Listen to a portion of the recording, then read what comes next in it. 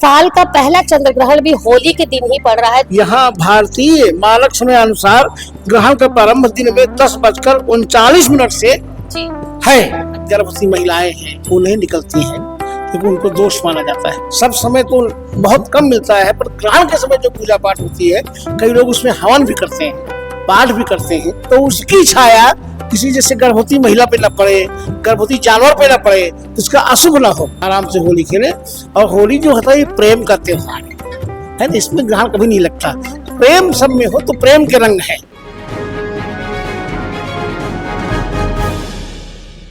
रंगों का त्योहार होली आने को है, चंद दिन ही शेष रह गए हैं। ऐसे में होली मिठाई रंग गुलाल तक की जानकारी हमने आपको दे दी, लेकिन होली का त्योहार जो है इस वक्त इस समय जो पड़ रहा है वो 14 मार्च शुक्रवार को पड़ रहा है। और ऐसे में साल का पहला चंद्र ग्रहण भी होली के दिन ही पड़ रहा है। चंद्र ग्रहण को लेकर के काफी सारी बातें की जा रही है। चंद्र ग्रहण अपने भारत में होगा कि नहीं होगा, किस तरीके के इस तरीके के अनुमान जो है वो लगाए जा रहे हैं। इस वक्त हमारे साथ दुर्ग के लंगूर वीर मंदिर के विख्यात पंडित श्री अशोक कुमार त्रिपाठी जी मौजूद हैं। उनसे हम बातचीत करते हैं चंद्र ग्रहण को लेकर के कि आखिर चंद्र ग्रहण का असर भारत में कितना होगा या नहीं होगा, इस विषय को लेकर के हम बात करते हैं। जी पंडित जी, सबसे पहले आपको बहुत बहुत प्रणाम। जी जी, नमस्कार नमस्कार। आपको पता है कि ये साल का पहला चंद्र ग्रहण 14 मार्च शुक्रवार होली के दिन पड़ रहा है, जो कि 9:30 से 3:30 तक रहे, कुल 6 घंटे का रहेगा। ये अच्छा, कितना असर इसका भारत में रहेगा? ऐसा ये आप बता रहे हैं, पर बसंती क्या है, चंद्र ग्रहण भारत में अमान्य है जी। और ये भारत में मान्य नहीं है जी। ये विदेशों में है, यहाँ नहीं है ये। जैसे क्या बोलते हैं कि उत्तर यूरोप, पश्चिम अमेरिका, उत्तर दक्षिण अटलांटिक महासागर में दिखाई देगा, यहाँ नहीं देगा। ये भारत में इसका असर नहीं है। असर नहीं है। और चंद्र ग्रहण और इसके मान से जो है ना, यहाँ भारतीय मानक समय अनुसार ग्रहण का प्रारंभ दिन में 10:39 से है, ठीक है, और मोक्ष दिन में 2:18 से है। ये भारत के मान से है, मतलब बाहर तो रात हो जाएगी, अलग बात है।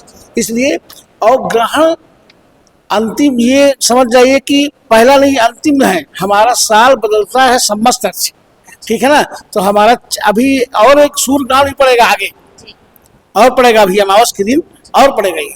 तो इसमें क्या है कि जब चंद्र ग्रहण पड़ता है तो जब राहु चंद्रमा को ग्रहण करता है तब चंद्र ग्रहण होता है। तो ये पूर्णिमा को हुआ करता है, और अमावस को सूर्य जब राहु ग्रहण करता है तब वो सूर्य ग्रहण हुआ करता है। और ग्रहण के काल में जैसे क्या है कि गर्भवती महिलाएं हैं वो नहीं निकलती हैं क्योंकि उनको दोष माना जाता है, ठीक है ना।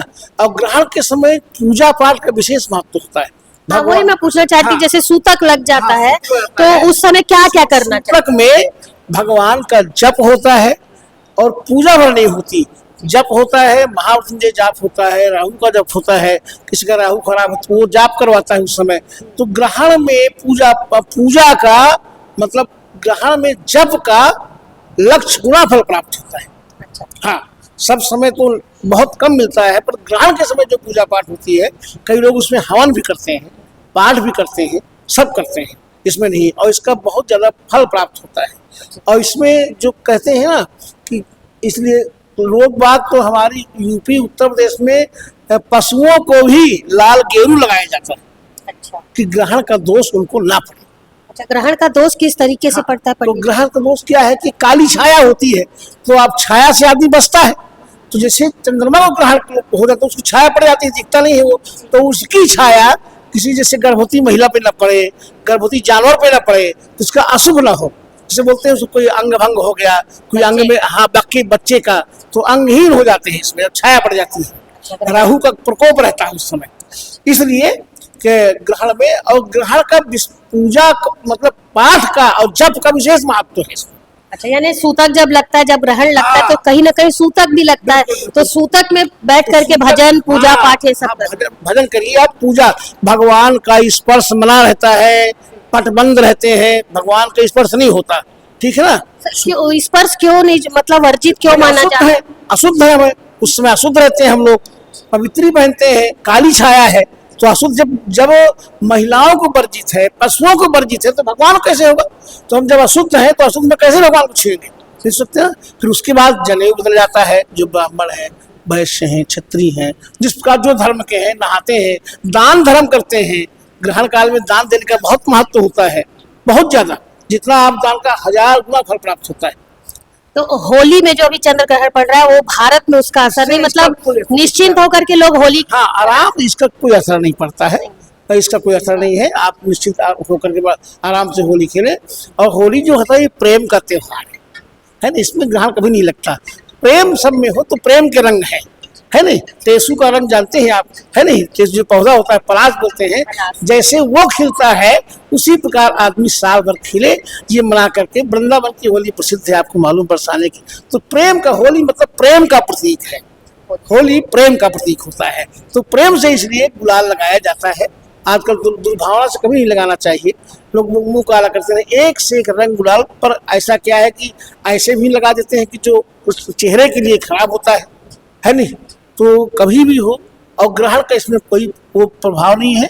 आराम से लोग बढ़िया होली खेले भगवान के पास से, ऐसे कुछ। जी पंडित जी, लगभग 100 वर्षों के बाद ये संयोग बन रहा है और ज्योति गणनाओं के अनुसार होली के दिन चंद्र ग्रहण के साथ सूर्य ग्रहण का मीन राशि में गोचर भी होगा। कैसे इसे देखते हैं? मतलब मीन राशि में सूर्य आएंगे, कुंभ से जाएंगे और मीन राशि में आएंगे। और मीन राशि जो है उसके स्वामी गुरु होते हैं। तो कहीं भी तो यही मतलब ये उनका कहना ये है कि गुरु को भी गड़बड़ करेगा वो। मीन राशि जो होती है वो गुरु के उसके स्वामी है, और कुंभ राशि के शनि स्वामी है। कुंभ राशि के स्वामी शनि है। तो शनि को ग्रहण को राहु कुछ नहीं करेगा, शनि का मित्र है।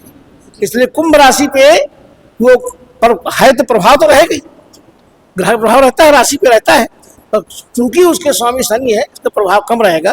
पर फिर भी कुंभ राशि वालों को इसके लिए जो भी यथा उचित जो शक्ति हो उनको पूजा पाठ अपना हिसाब से करना चाहिए। होली के दिन जो चंद्र ग्रहण पड़ रहा है उसका सूतक काल कब से आरंभ होगा? अब वो जैसे 9 घंटे पूर्व, जैसे इसमें 10 बजे बता रहा है तो 10 बजे के 9 घंटे पूर्व समझ जाइए आप। 10 घंटे मतलब 9 घंटे पूर्व चंद्रमा का लगता है, अब 12 घंटा पहले पूर्व सूर्य का लगता है, ये होता है। हाँ। सूतक काल में जैसा कि अभी महाराज जी ने बताया कि सूतक काल में भगवान का स्पर्श वर्जित होता है, लेकिन चंद्र ग्रहण जो साल का ये लग रहा है उसमें कहीं ना कहीं कोई हानि भारतवासियों को नहीं है, क्योंकि यहाँ पर महाराज जी ने स्पष्ट किया कि भारत में इसका असर देखने को नहीं मिलेगा, विदेशों में चंद्र ग्रहण का असर देखने को मिलेगा। किन राशियों पर जो है चंद्र ग्रहण लाभदायक है, किन राशियों पर हानिकारक है, ये भी जान लेते हैं। पंडित जी बताएंगे किन किन राशियों में चंद्र ग्रहण महत्वपूर्ण है, लाभ होगा और किन में नहीं होगा। इसमें यहाँ दिख नहीं रहा है, और इसमें क्या है, चूंकि यहाँ हमारे यहाँ दिख नहीं रहा, और जब ये हमारे यहाँ दिखता है तो ये राशि का दिया करता है। तो अभी मैं जो ऋषिकेश पंचांग लेके बैठा हूँ, ये बनारस का पंचांग है, तो इसमें कहीं भी ग्रहण के बारे में कुछ दिया नहीं है, इसमें कहीं नहीं दिया इसमें। मतलब भारत के लिए कोई ऐसा अशुभ जैसे भारत में चंद्र ग्रहण नहीं है, हाँ। तो यहाँ पूजा पाठ ये सब हो सकता है चंद्र ग्रहण होगा यहाँ सब होगा, मंदिर खुले रहेंगे, सब खुले हाँ, मंदिर खुले रहेंगे, पूजा पाठ हो कहीं नहीं है। और यदि यहाँ होता तो मंदिर बंद रहते, इस पर बंद रहता। होली के दिन सभी निष्फिकर होकर के होली बिल्कुल ऐसे नहीं, लोग बाग पूजा पाठ करेंगे, कथा करेंगे, सब करेंगे, जो पूर्णिमा करते हैं, इसमें कुछ नहीं है। और हमारे यहाँ धार्मिक देश है। अभी देखो 60-70 लोग करोड़ नहा लिए गंगा जी में, भगवान की कृपा है हमारे देश के ऊपर। कल कितना बड़ा बढ़िया मैच हुआ, देखो है, ग्रहण है, ग्रहण ये तो उत्सव वाला अच्छा मनाया जाएगा, ये तो और अच्छे से उत्सव मनाया जाएगा होली का। एक होली हो गई, कितना बड़ी ट्रॉफी आई हमारे भारत देश में, है नहीं? तो भगवान की तो कृपा है कि नहीं? फिर ग्रहण कहाँ है? जो जहाँ ग्रहण लगता है उसको कष्ट मिलता है। हमारे यहाँ कोई ग्रहण नहीं है, धार्मिक देश है, भगवान की पूजा पाठ होगी, अब कहाँ लगाए। अभी आपने देखा कि पंडित अशोक कुमार त्रिपाठी जी ने चंद्र ग्रहण को लेकर के काफी सारी जानकारियां दी। चंद्र ग्रहण जो है वो 14 मार्च को शुक्रवार होली के दिन लगने वाला है, लेकिन यहाँ पर पंडित जी ने बिल्कुल स्पष्ट किया है कि भारत में चंद्र ग्रहण का असर देखने को नहीं मिलेगा, विदेशों में चंद्र ग्रहण का असर जरूर रहेगा। सूतक काल की जब हमने बातचीत की तो उनका कहना था कि भारत जो है वो धर्मनिरपेक्ष देश है, तमाम धर्मों के लोग यहाँ पर रहते हैं। सूतक काल यहाँ पर 14 मार्च को नहीं लगेगा। निश्चित निश्चिंत होकर के लोग होली खेल सकते हैं। किन किन राशियों में ग्रहण का असर देखने को मिलेगा, किन राशियों में ग्रहण का असर नहीं देखने को मिलेगा, इन बातों को भी यहाँ पर महाराज जी ने स्पष्ट किया है। फिलहाल उनका कहना है कि भारत में ग्रहण का कोई असर नहीं होगा। जिस तरीके से लगातार भारत तरक्की कर रहा है तो ये त्योहार के रूप में ही देखा जा रहा है। तो होली का त्योहार भी सब हर्षोल्लास के साथ मनाएंगे। ग्रहण का कोई असर, जो ग्रहण पड़ रहा है 14 तारीख को, उसका असर भारत में देखने को नहीं मिलेगा। पंडित जी ने यहाँ पर सभी से अपील की है कि बिल्कुल निश्चिंत होकर, दिल खोलकर एक दूसरे को रंग गुलाल लगाएं और खुशी के इस त्योहार को खुशी पूर्वक मनाएं, सद्भावना से मनाएं। फिलहाल कैमरा पर्सन लक्ष्मीकांत देवांगन के साथ दुर्ग से मैं वीना।